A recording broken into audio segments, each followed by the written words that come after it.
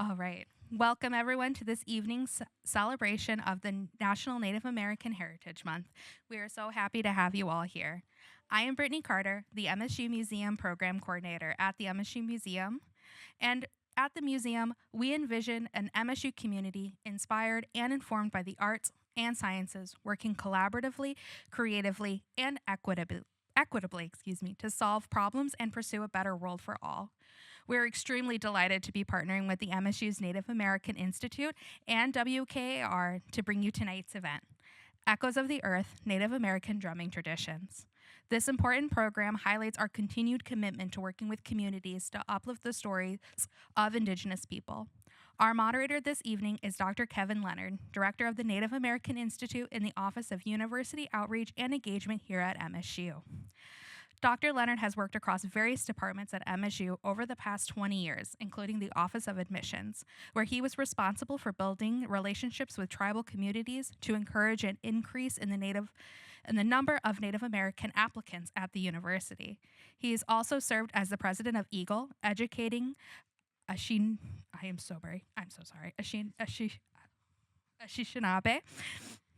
Giving, Learning, and Empowering, Native Faculty Staff Association, and the Executive Board of COREM, Coalition of Racial and Ethnic Minorities. He has received awards for leadership and service at MSU and his community, the Sault Ste. Marie Tribe of Chippewa Indians. We are honored to have him as a partner, colleague, and a facilitator for this evening. Thank you all for being here, and I do hope you enjoy the program. I'm going to turn it over to Dr. Leonard so he can introduce our speaker. Yes, clap for her. Can everybody hear me okay? Brittany and the museum are wonderful partners. This is our second or third event that we've done since I've stepped into this role. They were the partners for those that enjoyed the Missing and Murdered Indigenous Women red dress display that we did in this one. And we had Frank Wallen, yes, that's right, in this room. Was that a year ago or a little over a year ago? Time flies. And we also are working on bringing in some futurists, native futurists for 2026. But they are a wonderful partner, and I've worked with Brittany both in this role as well as back when we were in Vet Med together. So Chimigwech, Brittany, for all that you do to make this possible. I'm excited. First, I'm a little bit out of breath. Sorry. One, I'm not in the best shape. I'm working on that. But two, I just ran. I didn't really run. I drove from Grand Rapids where I had two presentations today, one at Grand Valley and one for a gathering of township supervisors for the greater Grand Rapids area to educate them about the Anishinaabe. So I apologize if I'm a little winded. But I'm excited to be here. This has been a work that we've been working on for about 6 months, and I want to give a huge shout out. I don't see him here in the audience, but I see his significant other. But Aaron Dokum introduced me about 2 years ago to Dan, and I really can't thank him enough for that introduction. And Dan has been someone who's worked with our NSTEAM students and gave them kind of an overview of what I think you're going to get tonight on drumming and the importance of drumming to our Indigenous communities. But more importantly, whenever I get calls from, and we get a lot of calls for people to speak or tell stories, Dan is the first person that comes to mind, and he's filled those roles, and hopefully they've all treated you well in that capacity. But it's my pleasure to welcome you this evening to Echoes of the Earth, Native American Drumming Traditions. My pleasure to introduce to our guest tonight, which is Dan Jackson. He goes by his spirit name of Nimkee as well. Dan is Bear Clan and is a member of the Saginaw Chippewa Indian Tribe of Michigan, and he resides in Mount Pleasant, which is the traditional lands of his great tribal nation. Dan, for over 25 years, has experience working with the Saginaw Chippewa Indian Tribe in many capacities. He has served as a language and cultural teacher for the tribal school for almost 8 years, well as 2 years as a secondary language specialist for the Saginaw Chippewa Indian Tribal Immersion School, and currently serves at the 7th Generation Elijah Elk Cultural Center. Dan has a degree from the Saginaw Chippewa Tribal College in Native Studies. Him and his family have been part of the powwow circle and trail for as long as you can remember, and probably most people who know Dan as long as they can remember in this room. And he began learning about the drums or day wagon when he was 10 years old. He has 37 plus years of being a Dowagan teacher and has traveled all over North America visiting with other great tribal nations, attending powwows, ran dances, ceremonies, and social gatherings like, is it Bagadaway? Bagadaway for lacrosse. Dan continues to share his this learning and the community in classes held at the 7th Generation Elijah Elk Cultural Center on topics that include lacrosse stick making, snowshoe workshops, cradle boards, drumming, and singing. So please join me in giving Dan a warm welcome to Michigan State University. All right. Did that do justice to some of all your accomplishments? Yeah, well, we appreciate you being here, Dan.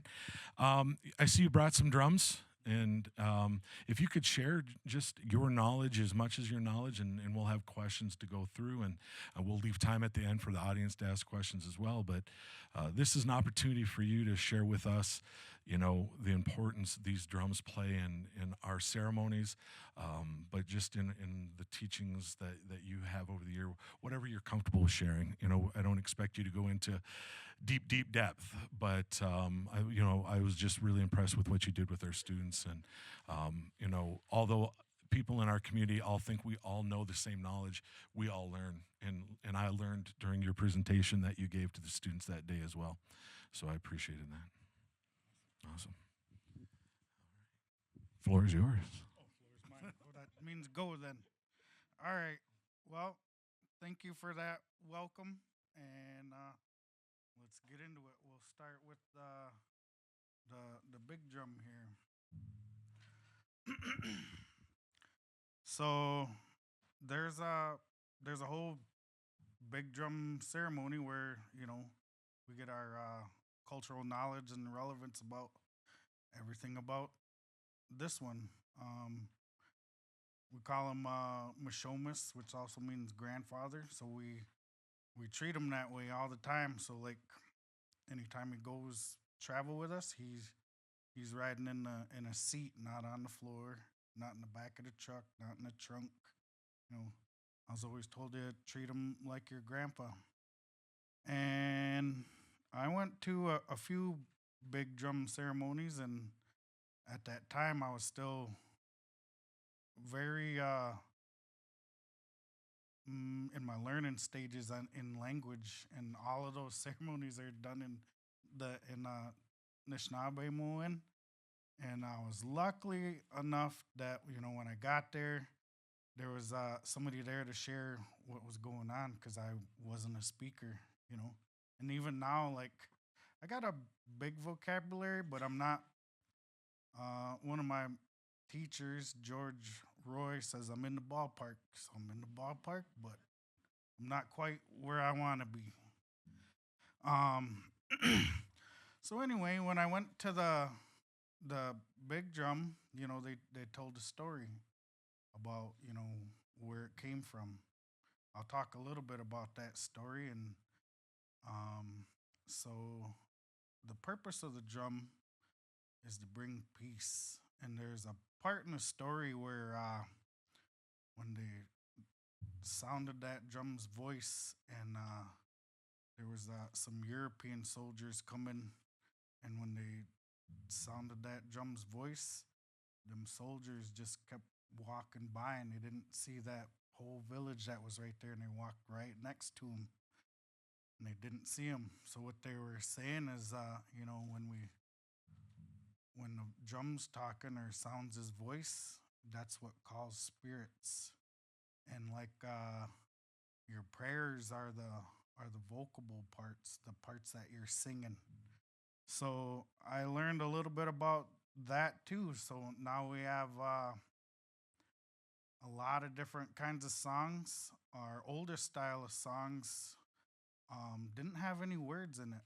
So in North America, we have 500 different tribes, and they're all separated by language. So what was shared with me is, a lot of us have these drums in our community, and you don't need words to describe the way you're feeling. So a lot of it's just chants to share, whatever you're feeling. So ever since the drums been around, people make songs, and so people make all different kinds of songs for different things. Some are very specific prayer songs. Some are like honoring songs. Say you're honoring a veteran or somebody who passed away, or let's say you're just making a song for people to dance to. Anyway, um, kind of circling back around to the story. I remember talking with one of my other mentors. Um, he said he's heard that story a few times too, and in the story that he's heard it both ways, where the drum was dreamt by a woman and gifted to a man um, to share with other tribes to bring peace, because at that time we were also fighting. The Ojibways and the Sioux were fighting. So what kind of gets mixed up sometimes in the story is, did the Sioux give the drum to Ojibwe, or did the Ojibwe give the drum to the Sioux? So I kind of thought about that, and when I heard that story, well, maybe that was just the way I heard it. They said that girl's name was Omamikwe. So when I hear that, that's what her name was. Kwe is a Ojibwe word, not a Sioux word. So I'm assuming the Ojibwe gave the drum to the Sioux. And that's what we do today. You know, this one's used as, a group of men sit around the drum and we share music for healing in a lot of different types of ways. Sometimes people are bringing tobacco to the drum to ask for different types of songs or whatever kinds of healing they want. I think I'm ready for some questions because I'm wondering what I'm forgetting. So I like questions to help remind me what I need to fill in. I can hear you. Hello, there we are. I think it turned itself on. Probably my big meaty hands. The flowers on it. I know different drums have different designs. What's the meaning behind the florals that you have on this drum? I knew I forgot something. So florals are a representation of woodland tribes. So Ojibwe is a woodland tribe. So this is my drum. My brother painted it for me, and I wanted something that represented where I'm from. So that's how we put more of our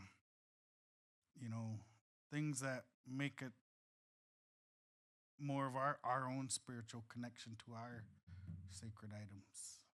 That makes sense. And when we talked up there, I asked you the proper pronunciation. You said day wagon, which means in Anishinaabe, it doesn't just mean drum. It means It means like the heart vessel or heart tool. Mm-hmm. represents the heart. Yep. So all these drums do represent our heartbeat, and they'll have like a lot of our songs will have a lot of different beats to depending on what we're sharing. And I hello, there we go. I'm moving too quick. You guys are turning me on and off in the back. That's it. It's not me. I brought tobacco to give you later, for your drums, and thank you as part of a thank you, Chimigwech, for bringing them out today. I see dollar bills, and I've seen some people tie tobacco ties to the outside. What's the meaning with I hadn't seen dollar bills on too many, but. So, these are a gift for the drum. So when the drum needs something, let's say, I need a new stick bag or I need some new sticks. Oh, I didn't take out the sticks, did I? I was forgetting. So there's just some examples of some, and then like we use these as a group. So there could be anywhere from like 4 to like 14 guys that are sitting around the drum, and we all, one beat, and one song we sing together. And then, oops. So I did loan my drum to a buddy, and I kind of regretted it, but then I didn't, because it gave me an excuse to get the drum painted, and I put a new hide on there. So that's what the money kind of goes for, replacing those things. So I kind of like sharing this too. So this drum's kind of very sentimental to me. So like, when I was learning, I had a mentor, and he was teaching me about the drum. I probably have like at least 500 different teachers now though. But he gifted me this drum, and he was gifted this drum at Chicago powwow in the early 80s, like 82 or 84. I don't remember. I just know it was in the early 80s.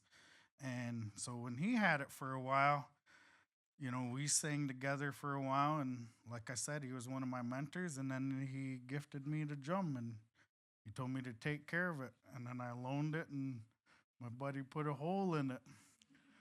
But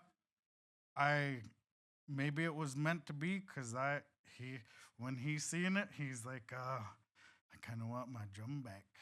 And I was like, well, I don't know if I could part with it. No, I like it. It's awesome. That's part of you now. Yes, it is. Yep. So what's the hide? I know some is deer, but for these big drums, do you use deer? Do you use elk? Do you use buffalo? What do you usually use for the drum covering? So you can use whatever kind of hide you want.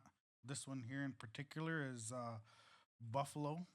One of the things I learned about a lot of the different hides, some people do use elk. They like the way the sound the elk makes.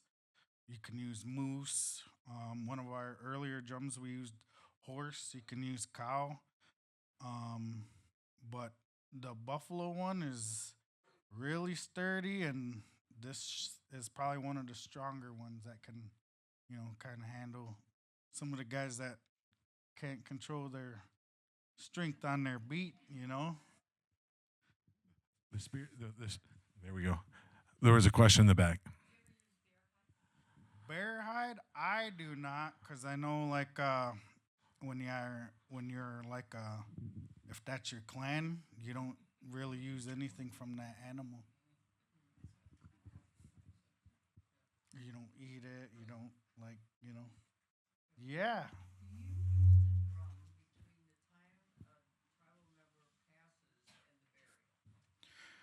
When they ask, yeah. So if that family wants the drum there, then yes, and then it's really up to the family how they want their ceremony and what capacity they want to use the drum. Now I remember, like, when I was first learning about that, they told me anytime they carry the body, you're supposed to be singing a song. That's what was shared with me. But it's not like those are the rules, but that's just what was shared with me. So people can walk how they want to walk, and if it's something that means that much to you, you're going to seek that knowledge and know all about it and what capacity you want your ceremony to be. Yeah.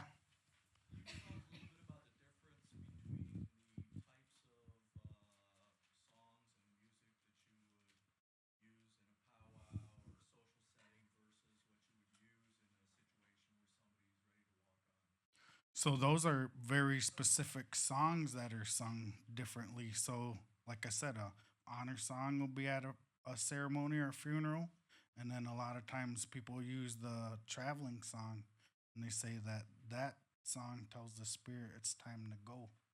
And then like a lot of our other songs that we use in powwow are made for, a specific dance, whether it's like intertribal or grass dancer or fancy dancer or jingle dancer.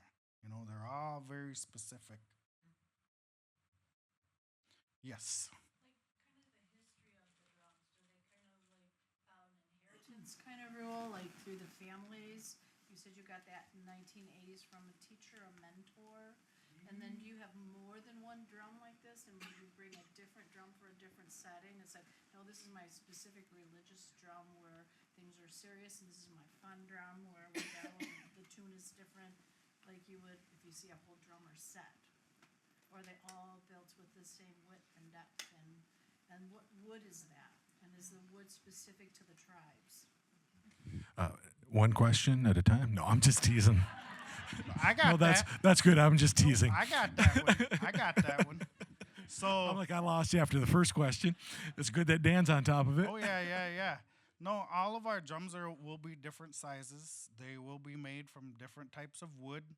Um, I honestly couldn't tell you what kind of wood this is because I didn't see it get made, you know. And then I didn't get this drum till like almost like at least 10 years after he did. So it was like maybe 95, 96, somewhere. That's when I got this one from him. And then, oh yeah, so my other buddy, I do have other drums too, but this one is probably the most sentimental to me. And then I have another drum that one of my other mentors, when he lived in my community, he made a shell. And then I take care of that one. But, I don't, that, if my buddy, one of my other friends want to borrow a drum, they'll use that one and not this one.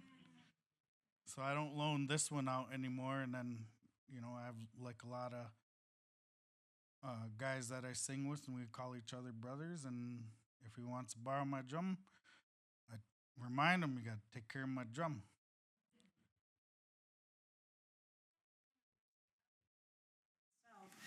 With regards to each tribe, like if you go to a different tribe, are they all going to be kind of similar?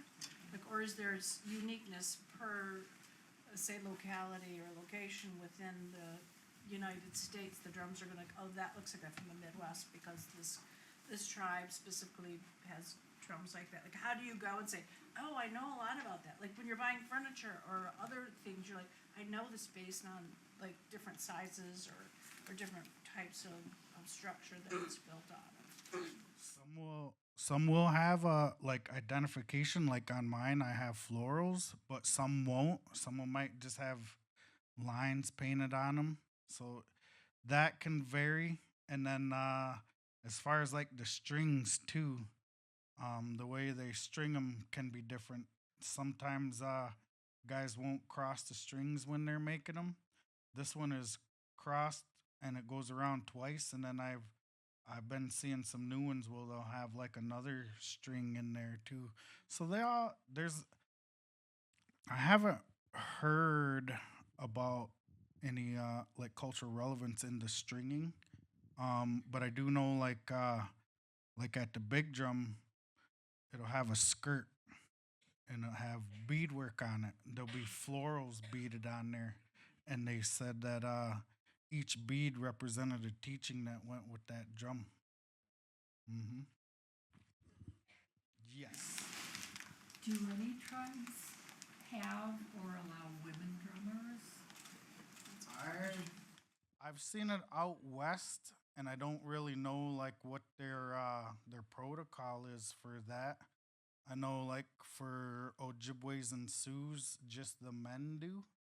But like I remember I went out to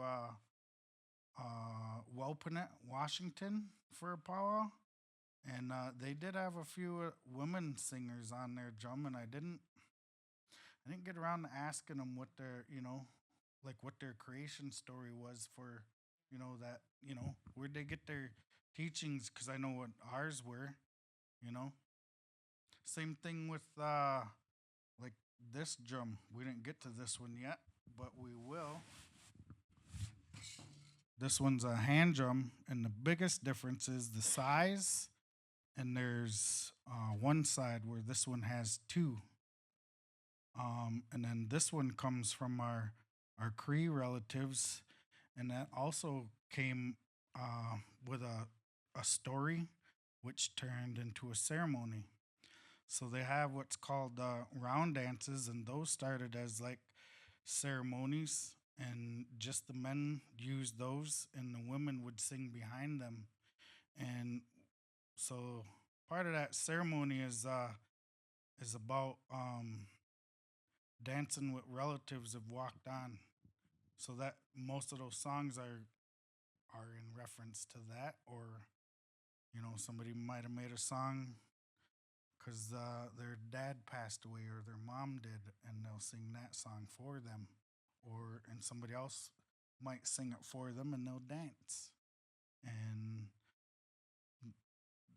it's done in the time of the Northern Lights because they say that's when our relatives come back and visit with us.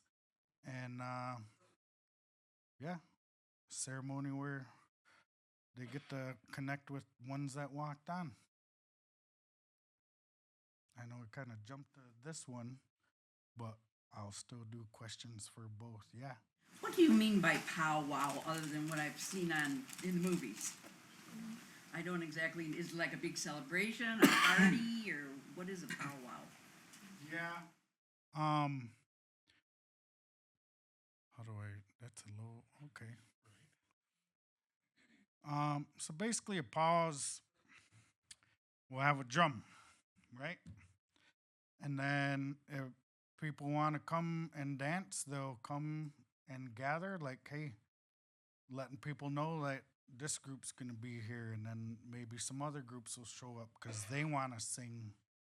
And then somebody will kind of like be like the organizer, and then there'll be a guy on the mic that's kind of directing everybody. All right, next up is this category, or all right, in the arena, we're going to do this. So, and then depending on what's on the flyer, because a lot of our flyers are different, some, they'll just have dance for fun, or sometimes they'll have people competing for like prize money. Oh, same thing with singing too. So sometimes you can show up and just sing, and then other times you can show up and, hey, they're gonna have a singing contest. Mm-hmm. The mallet or whatever you use, the drumstick. Mm-hmm. This one looks like it's a commercially made one. What would a traditionally made one look like? What would you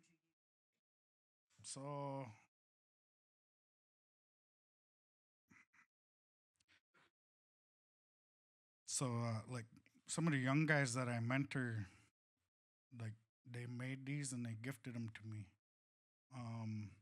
Yeah, we use like more contemporary material.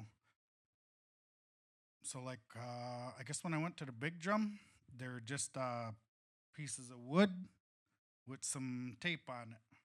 So, but we put like leather or other. I got these other sticks in here. Is this one? Nope.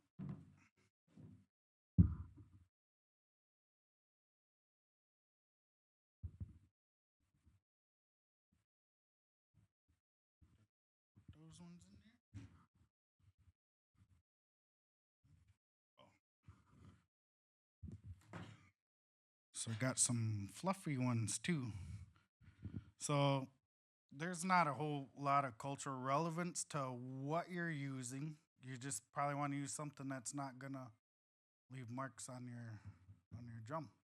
So a softer one will still make your sound, but you also don't want to probably use something sharp or that's harder that's gonna eventually wear a hole in there. Cattails. Yeah, I hear that a lot too. It's leather or some kind of like Angora. Yes. Annie. So I I dance jingle dress, so how else like the drums, you're like your own universe. No, I'm just going around. But I'm wondering, what's the name of your drum group? So I wonder if I've danced for you before. I've sang with a lot of different groups actually, and I'm kind of in between groups right now. So whoever picks me up, that's who I'll sing with. Yeah. Oh. Yes. So you use the term singing, like I sang with. Yeah. So does that refer to drumming? Does singing include drumming as part of the practice of singing, or what's the relation? Yeah. So, yeah, remember the beat calls the spirit, and then the song is the prayer. So yeah, we're singing.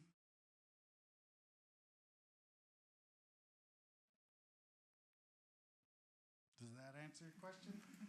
Yeah, I just wondered if there are any drummers who don't sing, or vice versa. Well, they're singing. There's guys that, might be a little louder than other guys, but they're still singing. Yes. Oh, This young lady had her hand up. I'm sorry. Yeah, it's okay. These lights are blinding me. I'm sorry. It's okay. I had a question. So, when you were presenting the big drum, you mentioned that the purpose of it was to bring peace, and you talked a little bit about how sounding the drum's voice came with, as the European soldiers were walking. So, could you expand a little bit about what you mean by that, and also, what other peace contexts might this drum be used for?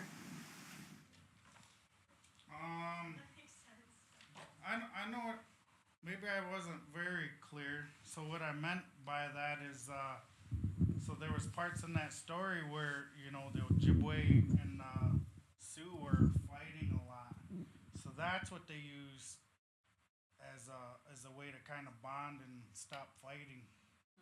So that's what they used. And then when I mentioned the European soldiers, just to kind of share some of the spiritual power that I learned that was in the story.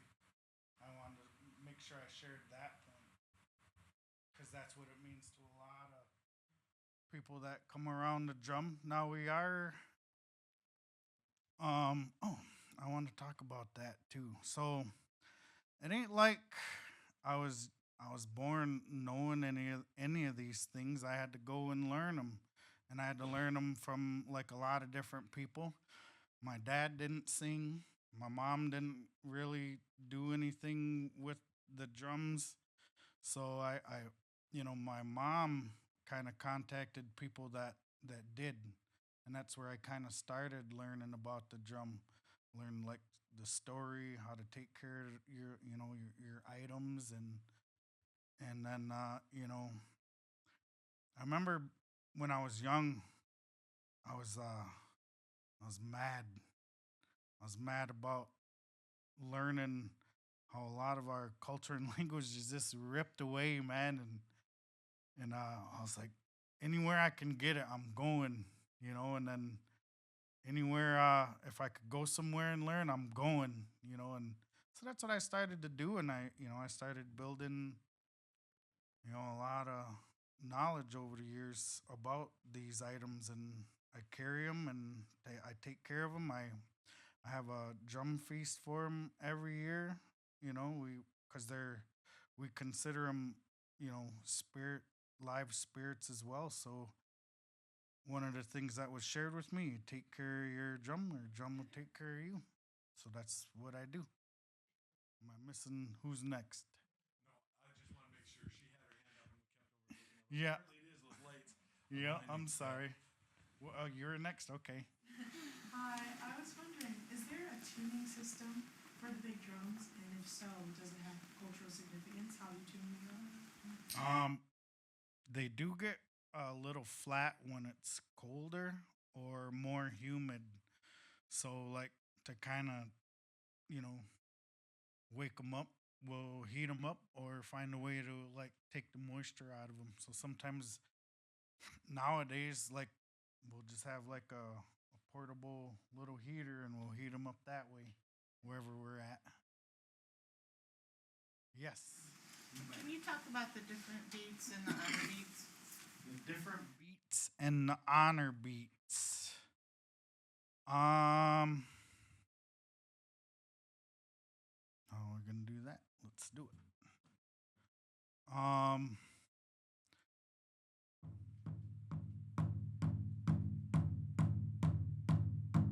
So this would be like a straight beat where like everybody kind of dances to. It's kind of like a community type of beat for, and then there'll be like a lot of different songs for those.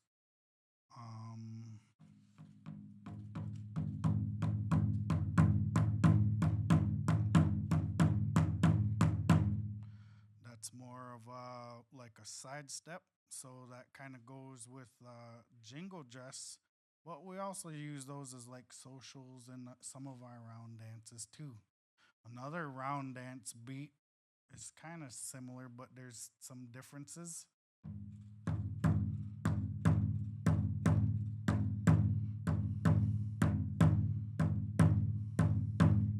So that would be, like again, our traditional women would dance to that beat, but it's also another, you could use it for social songs too. We have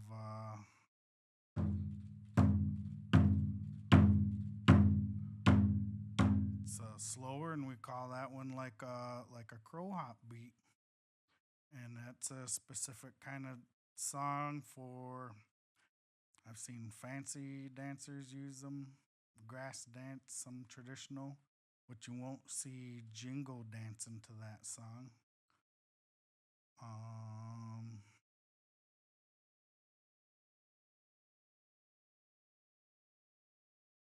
don't know if I'm forgetting anything.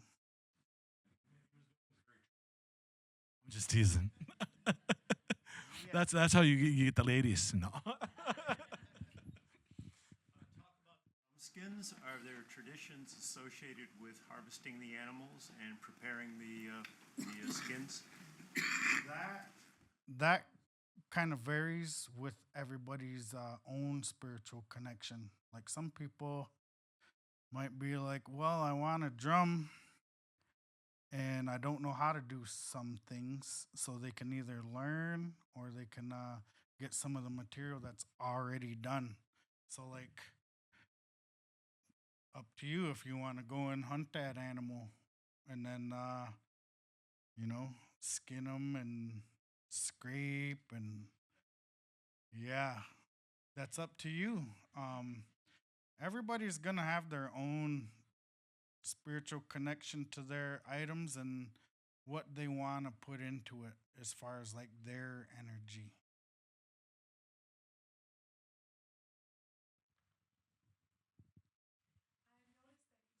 Play, you eased into the drum. Is there a reason why you start off soft and then you grow louder? Maybe because I'm nervous. No, there's no really cultural relevance. Just want to make sure I did it just right for you guys. Oh.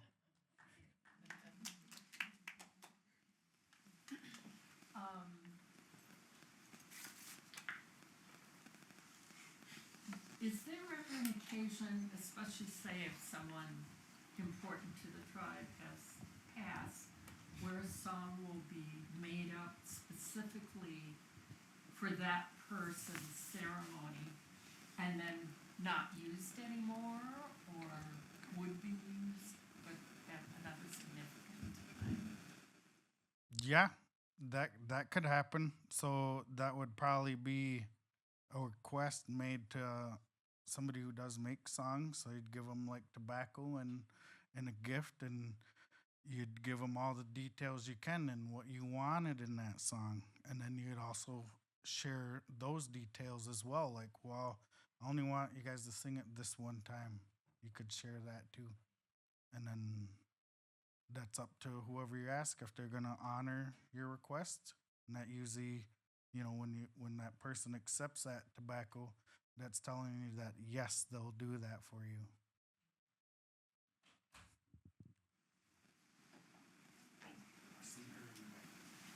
did I hear you say right that the women dreamed the drum according to your story?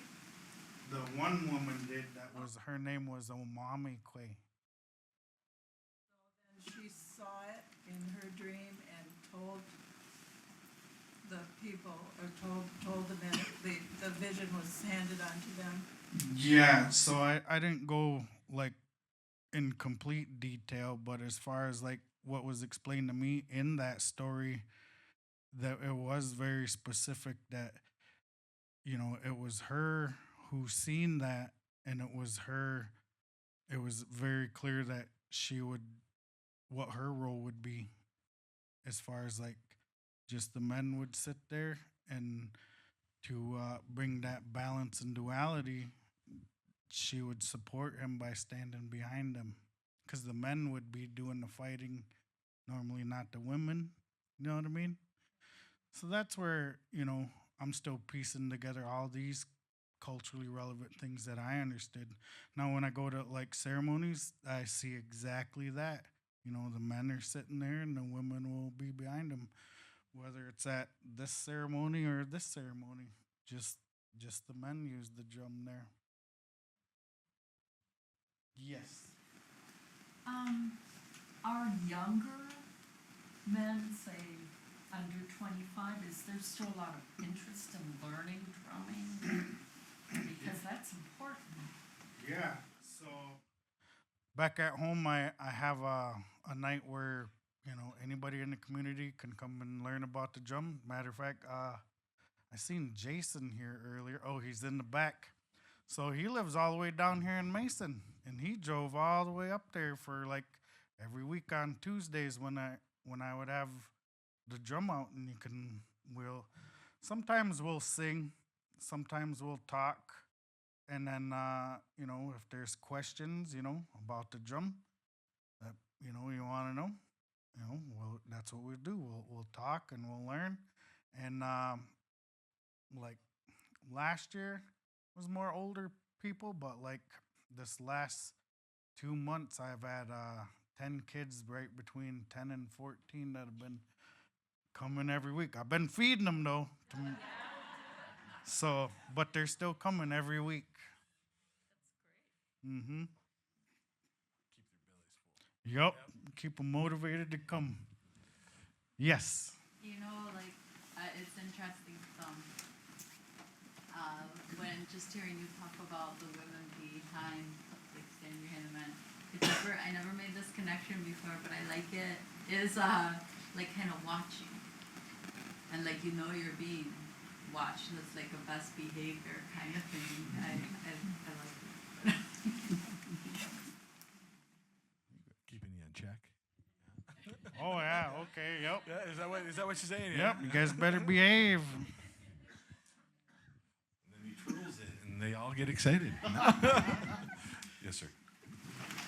Would you be willing to let the hand drum speak through you with a song that would be appropriate for this crowd to give them a taste of the culture? Yeah, I'll sing some.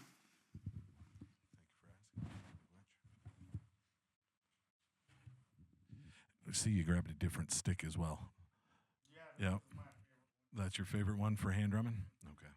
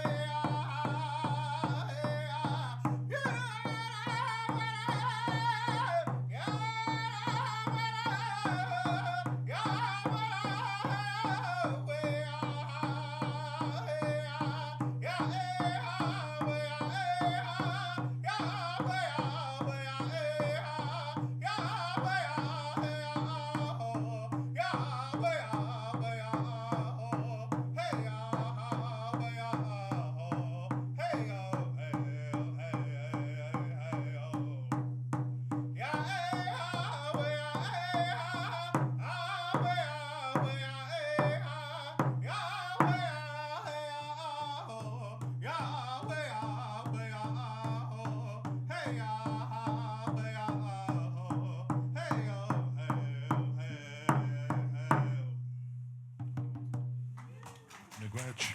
Big wedge.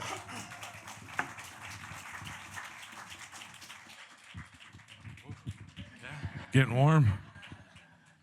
All right. You got tons of questions. Just making sure we're not missing anybody. I'm going to go in the back, and then I'll come back up to you. Yeah, all the way in the back. Two questions. My son had one. You want to ask it? Yeah. Were the drums loud for the soldiers? Like too loud? He's wondering about the original colonist soldiers and stuff like that. He was wondering why the drum was protecting him, I think. So like, remember when the drum's talking in that story, they're saying that's what's calling the spirits in. So like, we believe that, you know, when spirits visit us, it gives us power, you know, energy from the spirit world.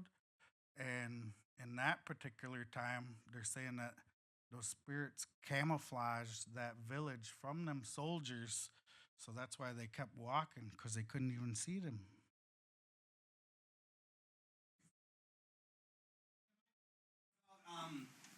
You know, in your journey throughout your time learning about our traditions and stuff like that, obviously there's been a rise in technology as well, and since our drumming is prayers and our talk with our ancestors, there's limitations to how we can use that technology to, you know, perpetuate the culture and things like that. How have you found, you know, especially in more recent years, is it helping maintain amongst Anishinaabe communities and the youth, or what is the challenge with using that technology in an appropriate manner? WhatsApp.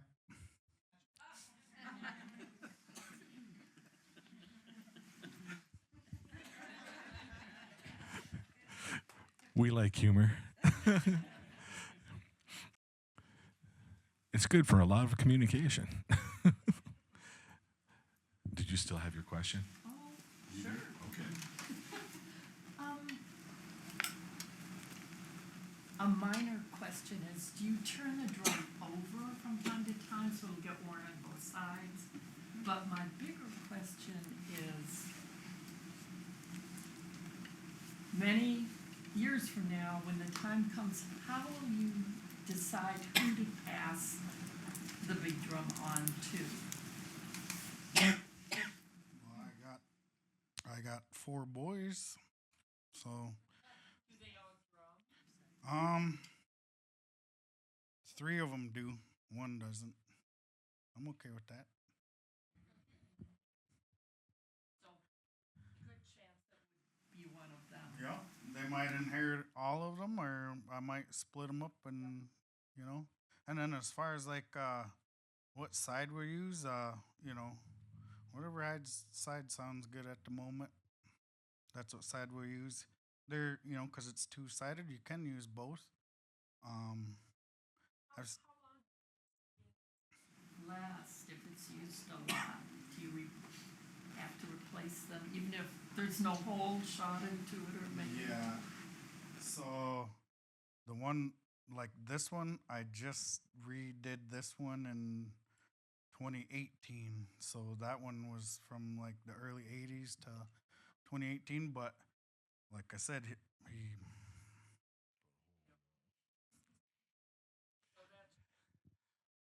that, yeah, because that's definitely a stronger hide. The hide I seen that was on there, I could tell it wasn't buffalo. It was a bit thinner than this one. So, yeah. How did you get a spiritual connection with your drum? I mean, does it take a long time, or have you had experiences you can talk about with the spirituality of the drum? I think that really stemmed with, you know, my fire to learn about, you know, who we are as Anishinaabe, and, you know, that being, you know, part of who we were. How come I didn't know about that when I was 8? You know, why didn't I already know about that?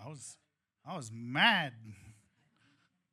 So yeah, that's kind of what, you know, fired me up about it. And then, you know, when I like I said, I've had a lot of different teachers about the drum, and, you know, collecting all that knowledge, that's what I came up with. My own personal, individual one, you know? Yeah. What's your thought on women drum circles. On a hand drum. Well, you know, my opinion is, what anybody does is their business, you know?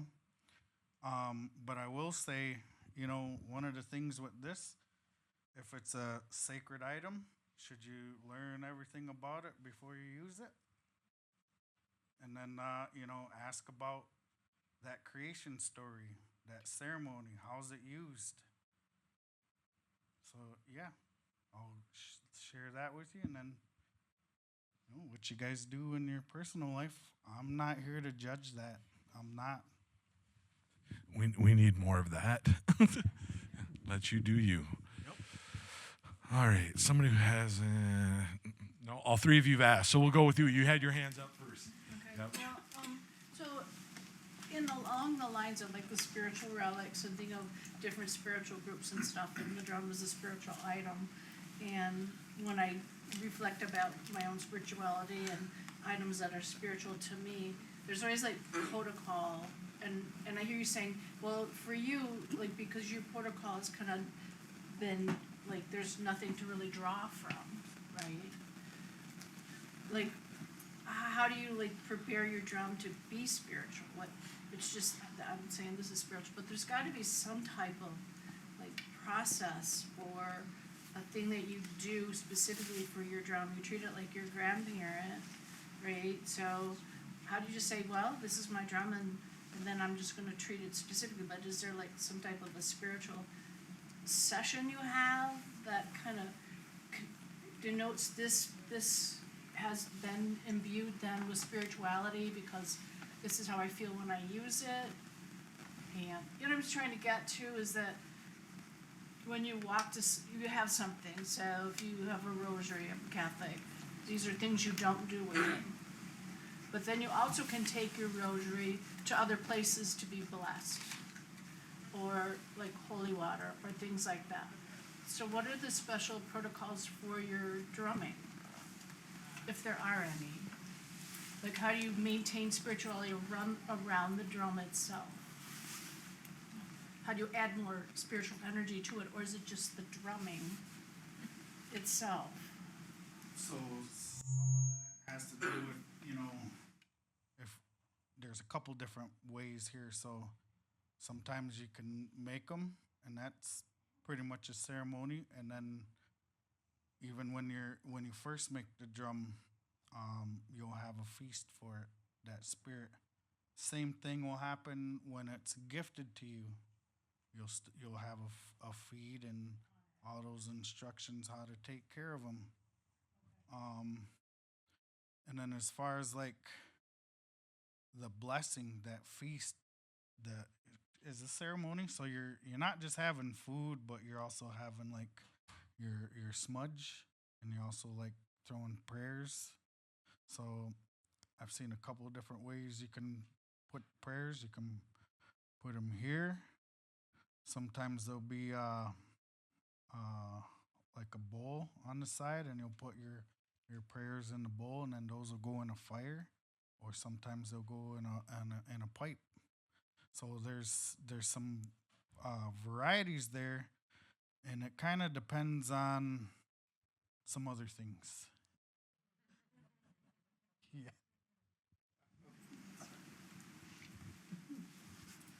Not to take us off the topic of drums, but can you relate part of the story of how the rattle became the first object to sort of bring the spirit down, and how that grew into the development of the drum?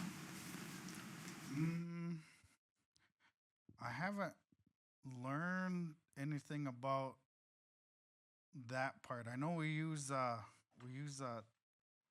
rattles and shakers in our ceremonies.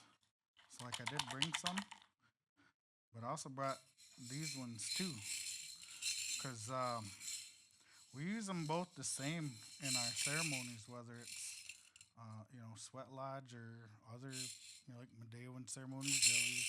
They'll use, they'll look both like that. And what I learned, like why we use these ones, is because at one point all these items here were illegal. So if you had them, you could have got murdered or put in jail. So, but if it was disguised, nobody could tell that you had sacred items in your house.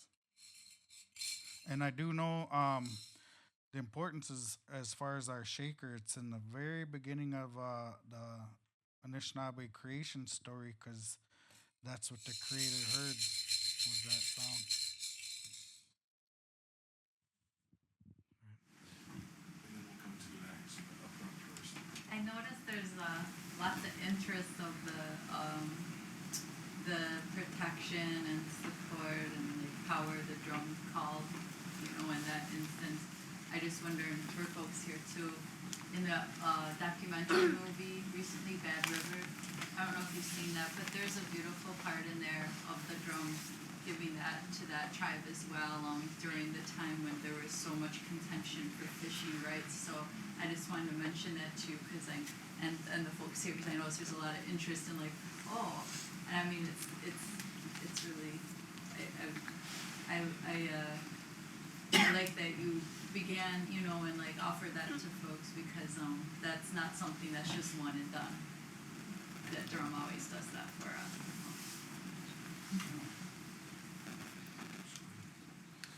Yes, all the way back then. You said earlier about the drums having four to however many men sitting around them. Can you explain to the audience why there's always got to be at least four men sitting just drum and sing? Well, as far as like the number of singers there, that you could have one technically, but I was just using those numbers as an example. Like the group's gonna sound better with more guys around there.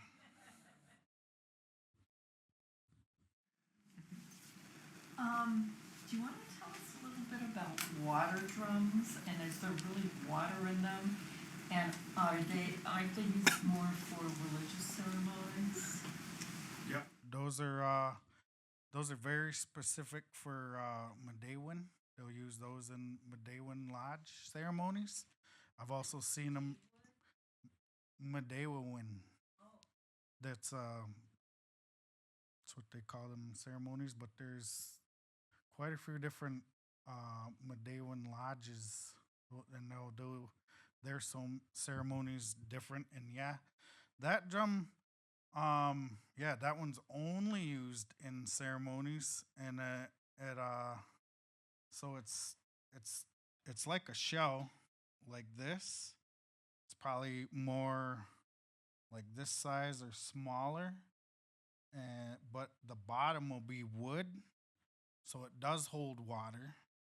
And I did. I was pretty honored. I got to see, when they call it the little boy, because there's a story about where that comes from too, and that little boy, and it has to do with the seven gifts or the seven grandfather teachings. So that's what they call the little boy, and he had all those gifts. And when they tied him, I have one. They use they don't use like knots. It's more like a wrap, and they have some stones on there, and they call them thunderbird eggs. And then the way they wrap it, and it goes like on the bottom. So like on the bottom, you'll see like a star pattern if it's done right, and then it is a certain type of leather, but it's not like a rawhide. It is like a soft leather, and when they sing on it, they tip the drum sideways so the water wets that hide, and yep. The water changes how it sounds. Yep. Yep. And also the way it's tied very tight. Well, not, but there's no knot, so it's like a wrap. and it's at the end it's just kind of tucked, so the rope is kind of just tucked. There's no knots in there, and I forgot what the cultural relevance of that was because I only got to do it once, or I got to see it done once, and I went in a sweat with a water drum. One of the guys that goes Day-one ceremonies, and he's like a carrier of that drum, so I got to learn a little bit about it.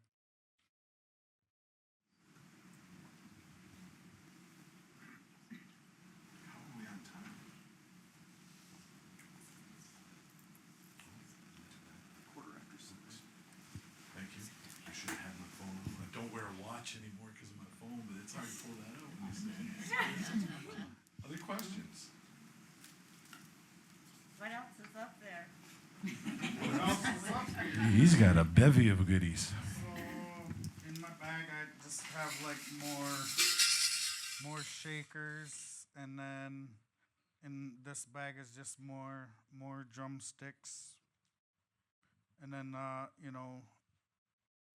we usually have a blanket for the drum,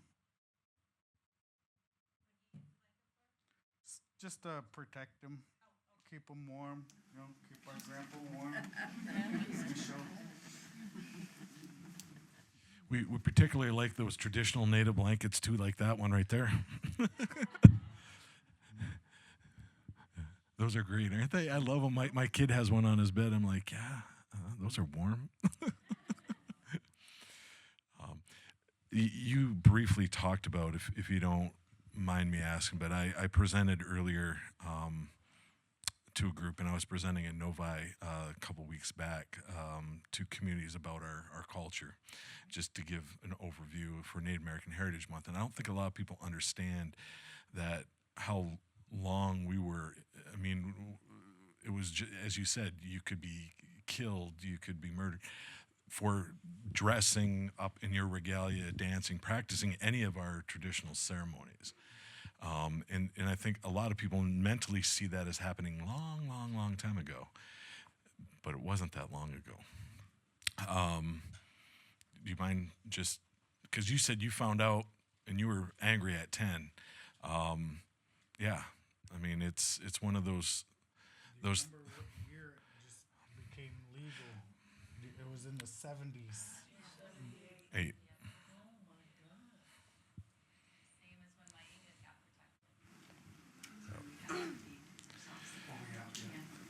And I bring that up because I think, it was a young group of college students, and somebody asked about mascots. And, as a whole, I can't say every Native agrees or disagrees with mascot. As a whole, though, the research shows that it has a negative impact on our youth because they see you say you're Indian, but we're a caricature.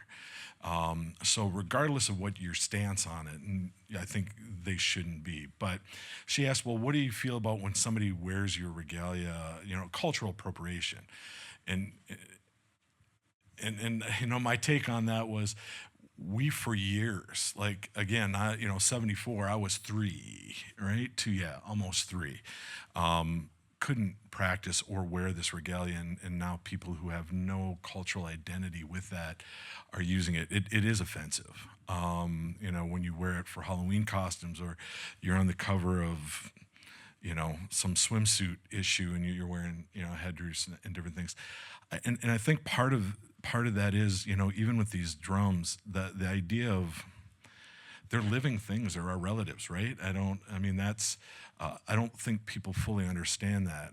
Even like when a feather drops at a powwow, that whole powwow stops in order to perform the ceremonies, because that's a relative that's fallen. To me, I think it's a little different when you ask the question from religious relics versus this. I don't necessarily know if other religions impede a living, entity into it, and that's something that people taught me, and I didn't necessarily learn growing up.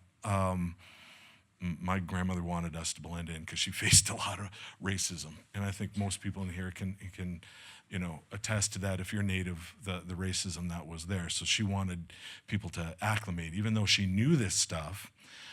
She wouldn't teach us. So a lot of my knowledge came when I got here and met people like Eva Kennedy and Robin Menifee and other people on campus, and even my own peers that grew up in more traditional environments. And I to me, I feel like there's a lot that I missed growing up that I've had to catch up on.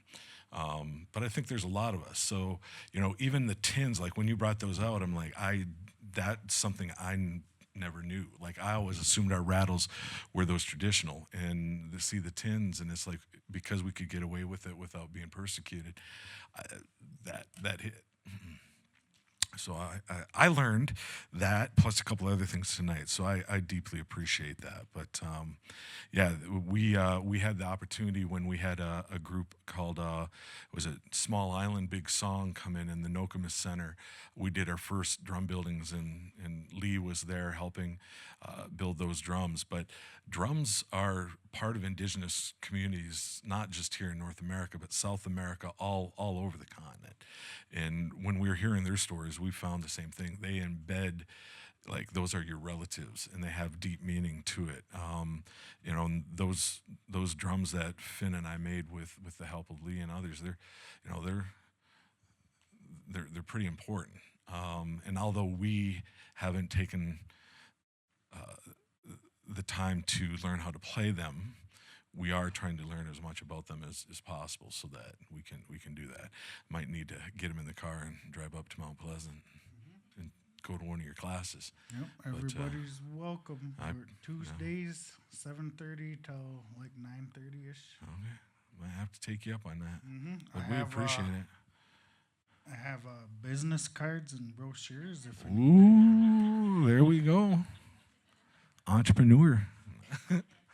Oh, that's great. Yes, a wealth of questions.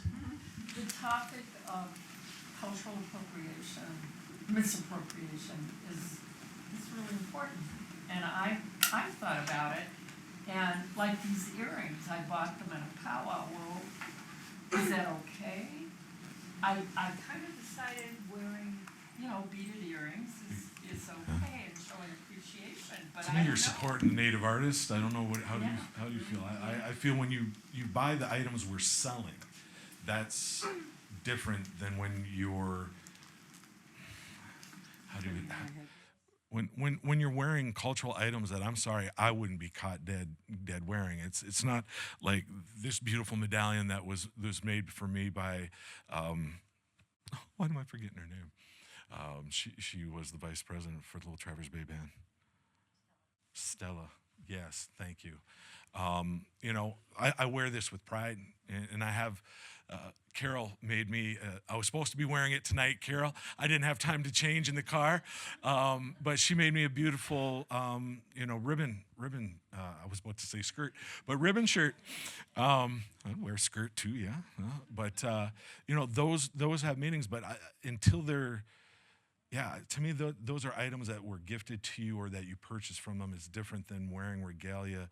I would not wear a headdress. I would not put on, some of the things without having learned about how they are. And then when you wear them, and you don't wear them to go trick-or-treating, and you don't wear them for, modeling in swimsuits and bikinis. And, so I think there's appreciation of, and then there's appropriation. And I don't know if you feel the same or others have, but. Yeah. Since you brought that up, like when I share stuff, to hopefully bring, more knowledge and understanding, and, stuff that, I learned. I wish I would have learned younger, but nobody was there to teach those things to me. And, because it was shared with me, if anybody's willing to listen, I'll share it in hopes that, everything I share, nothing gets exploited either,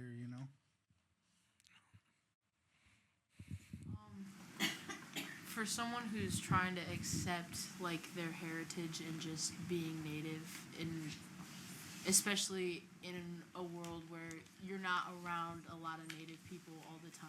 What advice would you give to someone who's trying to figure themselves out?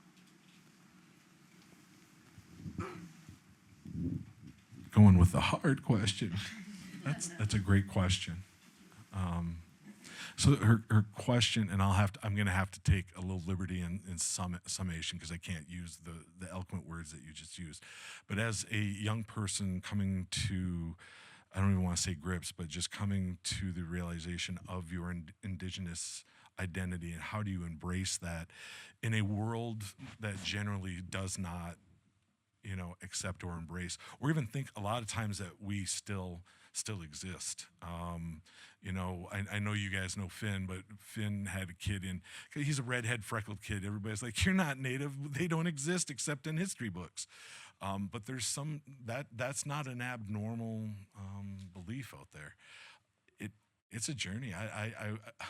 Man, I'm not Dr. Phil in any capacity at all, but it's one of those things where I try to expose him as much as possible without forcing it on him, because I want him to feel,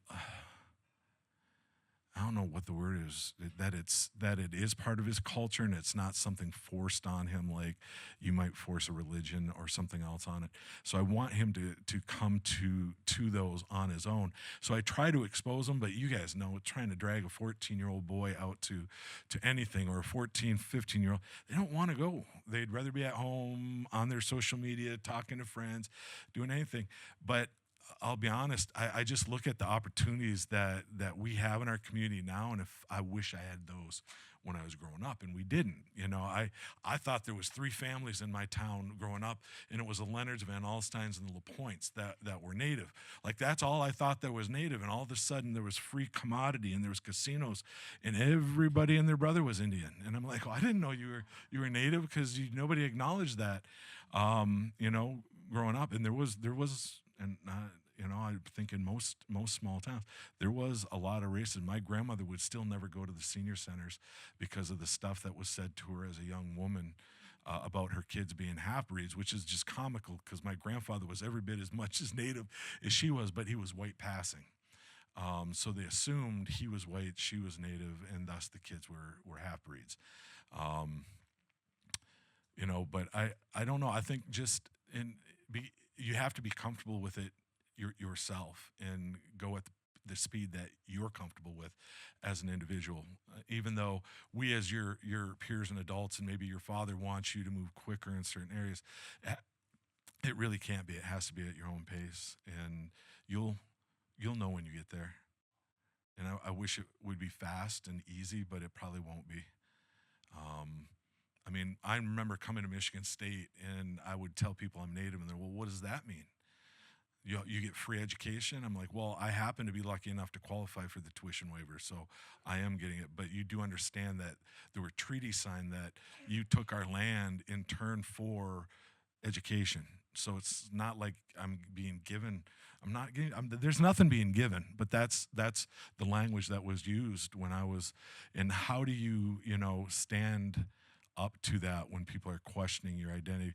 Well, you don't look Native. I'm like, well, what does a Native look like? And again, what you hear is the stereotypes of what we've all grown up with, unfortunately, in Saturday morning cartoons and on Westerns and the whole 9 yards. Like when you talked about a peace drum, and that's how I think you've seen them. But I remember movies growing up, and they always said, oh, the war drums are going again. That really wasn't it. Right? That wasn't the purpose of those, but that's what is just continually bombarded on us as society, and Natives too. We grow up watching those social media. My dad, for being a Native, loved John Wayne.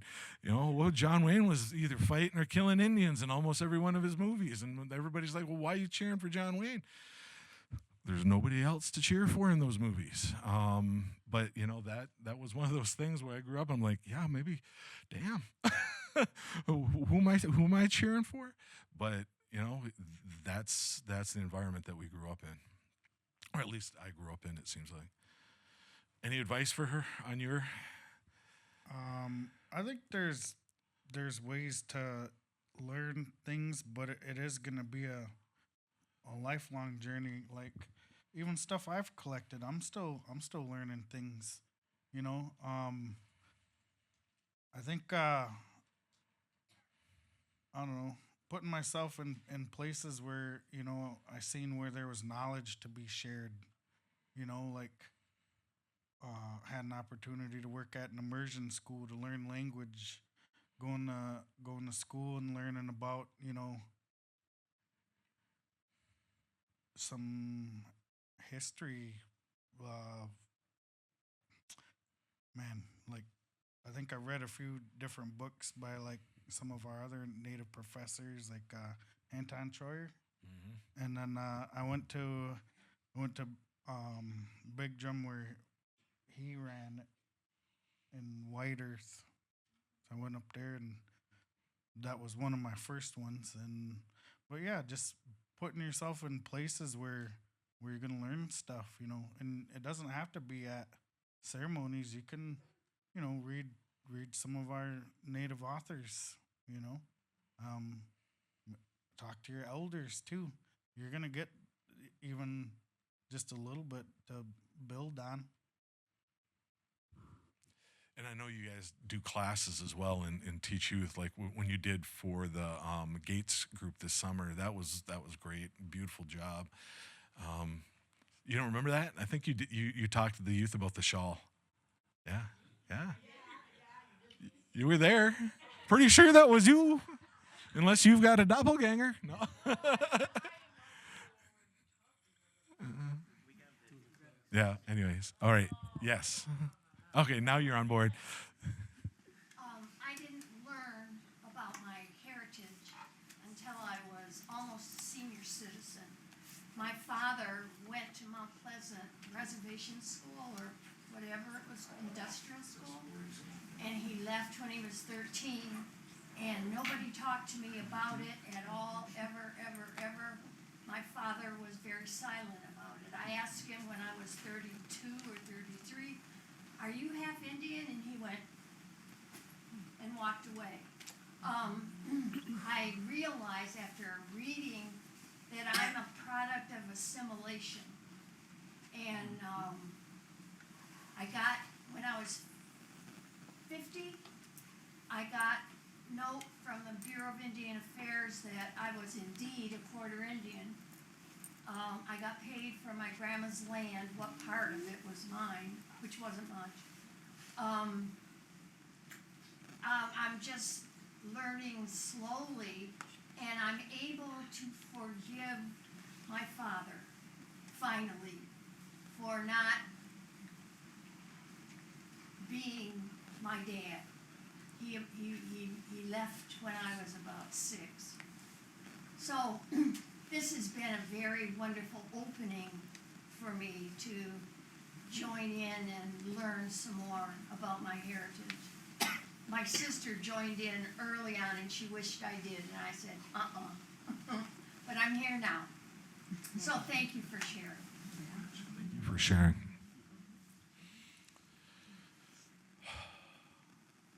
Yes. Can you share with us a little bit about the Nokomis Center? I think that is something that is doing just what you're talking about, passing it on. And your son will eventually, I mean, those things come around. Kids, like you're saying, he's pushing back now, but years later, who knows? That's my hope. That's my hope. We have like a fair number of our Nokomis family with us this evening. John Ostrander is back here. Carol, you're the current president, correct, of the board, and I think most of you serve in the board in different capacities in this row. We have a great relationship with the Nokomis Center. We love working with them, partnering with them. Dr. Arola is back here from the American Indian Indigenous Studies program. One of my newest hires, Dr. Keely Henry, is back here as well. And we have partnerships with the Nokomis Center, and we do work with them. You guys just did, I think, a presentation for Eastern Michigan University folks the other day in a luncheon. I was prepping for deer season, so I'm sorry I wasn't there. If I don't get in the woods for that opening of rifle season, you're going to have a very cranky person. No, we've done multiple things. We're actually this Saturday, for those in here that were able to sign up. I know the spots filled up very quickly. There is a hand drum making sessions in the morning and the afternoon that we're doing there. But we brought the NSTEAM students out. We did Native Forward volunteer event. They have a Three Sisters garden that multiple people in the community work with and do a lot of work out there.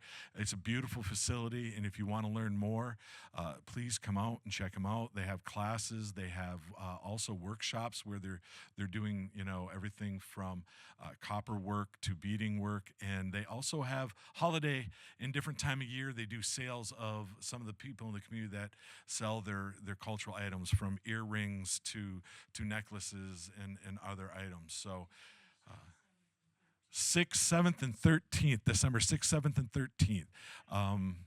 10 to 5. Yeah, John or Carol, is there anything that you would like to say to the audience or about Nokema Well, Center? I would just say that our doors are open. We're normally Friday and Saturday. Well, we're open Thursday, Friday, Saturday, but Saturday is a day that you can come craft and hang out. It's also a social time, but everyone's welcome to come in. We have a museum on one side, we call it a gallery. But you should stop in if you haven't already.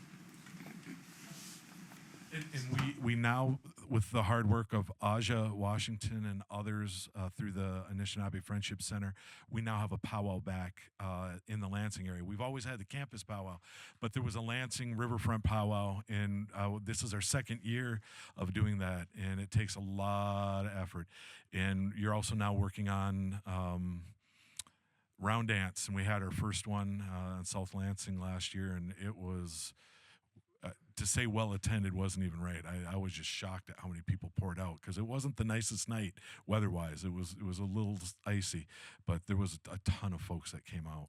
So there's a lot of things happening in our community that haven't for years, and it's just the hard work of a lot of community people that want to see this community have resources that necessarily may not have always been there for them, and to revive some of the resources that were there and have left, because as we lose our elders, sometimes we lose the momentum that goes with those programs. So it's really good to see those coming back. We got a lot of folks working there. For the MSU powwow, MSU powwow is February 22nd. Is that correct, or is it the 21st? 21st. I'm horrible with numbers. I think if it's a Saturday in February, either the 22nd, whatever that is, 21st. 21st, thank you. And do we have a date set for next year's? 13th, 14th, 15th, 16th, 17th, yeah. Of September.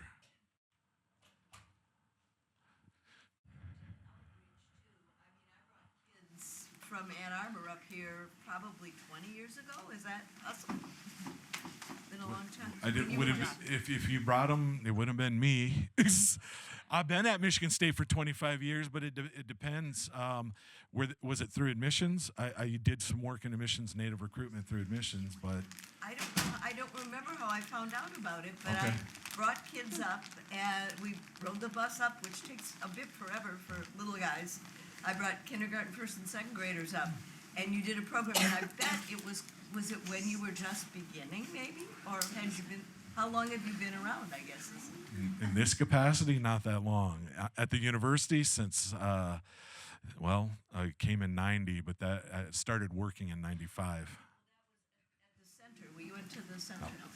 Oh, so that was. You mean Nokema? You were at the Nokema Center? Yeah, that would have been a different group. Yeah, you were No. outreach. Yeah. Which somehow I found out about, which is great. If anybody does have kids that they want to bring from the local area or community, we're always open to giving them a tour campus. That is something we're open to. My office is out of University Outreach and Engagement, so that is something that we do. You need to talk more. I'm doing all the talking right now. That's no good. Why? I don't know. Why? Because I talk too much. Speaking of powwows, I wondered with the drum, all the powwows I've been to, there's a honoring the warriors at the usually at the beginning. Yeah, and how does the drum fit into that? Is there special, songs that go with that? Yep, quite simple. It's just a Veterans Honor song. There's a handful of those that people know, or somebody make a new one. Have you made your own songs?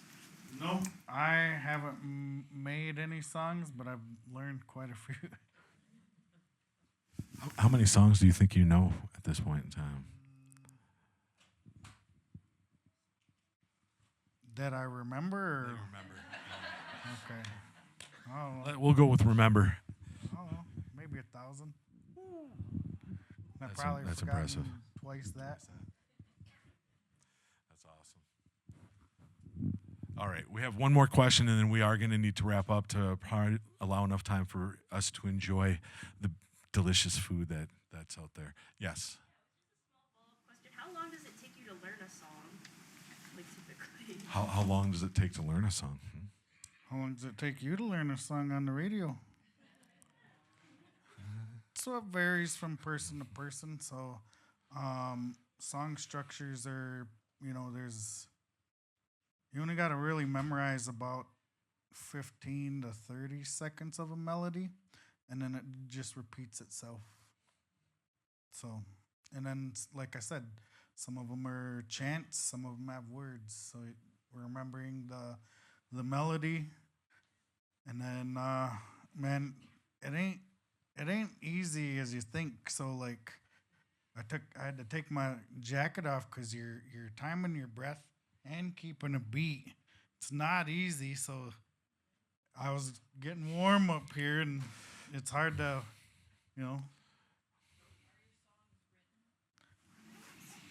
Or no, they're just memory. Yeah. Oral, yep. You do a lot of storytelling as well, right? Dan? Yeah, I'm working on it. You're working on it. I'm working on it. A lot of that's one thing I've learned. A lot of our stuff is seldom do they say go to read a book. It's go listen to somebody talk and they tell stories. And every chance you get, if you can sit down with somebody that knows more than you and just listen to what they say, is I think probably the best way to learn. It seems like that's how I've gotten most of my understanding of the cultural teachings that I'm aware of, and I don't know anywhere near probably what's out there. Yes. Could you take us out with one more song, or are you comfortable with that, or? All right.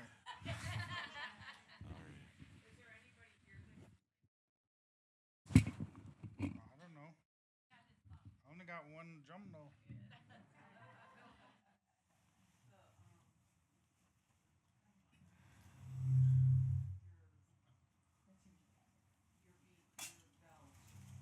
Oh, the shaker? Yeah, you want to come try a shaker?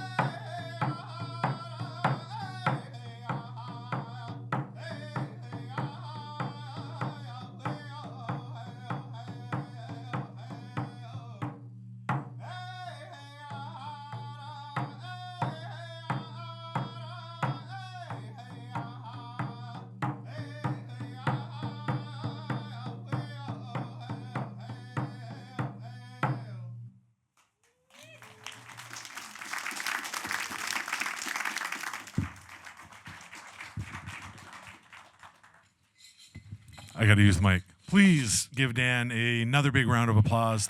Chimigwech for being here tonight. Thank you for sharing your knowledge and teachings with us. Yes, and please come down. Cards and flyers of the Elijah Elk Center and his program, and get in contact with him. And we're going to turn it back over to Brittany here, who's going to talk about our eats that are provided by Sam Anglin.